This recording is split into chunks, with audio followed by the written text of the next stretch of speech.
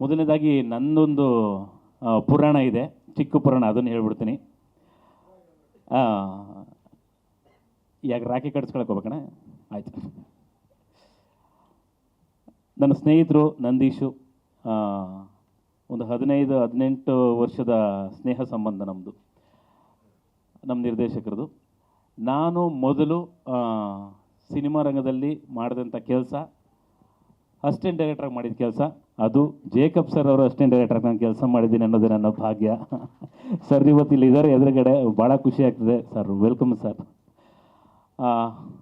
So ಆ ಅವಕಾಶನ ಕೊಟ್ಟಿದ್ದು ಕೂಡ ನನಗೆ ನಂದೀಶನೇ.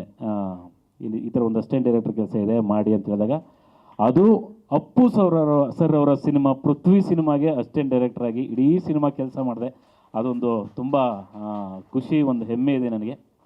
ಈಗ ಸೀದಾ ರುದ್ರ ಗರುಡ ಪುರಾಣಕ್ಕೆ ಬಂದರೆ, ರುದ್ರ ಅವರು ರುದ್ರ ಭಯಂಕರವಾಗಿ ಅಭಿನಯಿಸಿದ್ದಾರೆ ಸಿನಿಮಾದಲ್ಲಿ.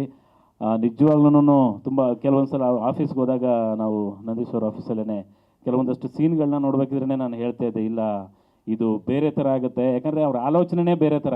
ರೆಗ್ಯುಲರಾಗಿ ಏನು ಮಾಡ್ತಿರ್ತಾರೆ ರೆಗ್ಯುಲರ್ ಪ್ಯಾಟರ್ನ್, ಅದನ್ನು ಬಿಟ್ಟು ಬೇರೆ ಏನೋ ಮಾಡಬೇಕು ಅನ್ನೋ ಒಂದು ಚಿಂತನೆ ಯಾವಾಗಲೂ ಇರುತ್ತೆ ನಂದೀಶ್ಗೆ.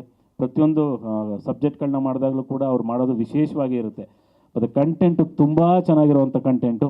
ಇದರಲ್ಲಿ ನನ್ನ ಪಾತ್ರನೂ ಕೂಡ ರೆಗ್ಯುಲರಾಗಿ ಏನು ಮಾಡ್ತಿದ್ನೋ ಆ ಪಾತ್ರನ ಬಿಟ್ಟು ಬೇರೆ ಥರನೇ ಪಾತ್ರನ ಮಾಡಿಸಿದ್ದಾರೆ. ಅದೊಂದು ಖುಷಿ ನನಗೆ. ನಿಜವಾಗ್ಲೂ ತುಂಬ ಚೆನ್ನಾಗಿ ಬಂದಿದೆ ಸಿನಿಮಾ. ಮತ್ತೆ ಹೇಳ್ದಂಗೆ ಇನ್ನೊಂದು ಪುರಾಣಗಳಲ್ಲಿ ಅಥವಾ ಪುರಾಣ ಆಗ್ತಾ ಆಗ್ತಾ ಆಗ್ತಾ ನೆನ್ಪಿಟ್ಕೊಳ್ಳುವಂಥ ಒಂದು ಸಿನಿಮಾ ಆಗುತ್ತೆ. ಇದು ಟೀಸರ್ ಅಷ್ಟೇ, ಇಷ್ಟೇ ಮಾತಾಡೋಕ್ಕಾಗೋದು. ಧನ್ಯವಾದಗಳು. Thank you. ಗ್ಯಾರಂಟಿ ನ್ಯೂಸ್, ಸುದ್ದಿ ಖಚಿತ, ನ್ಯಾಯ ನಿಶ್ಚಿತ.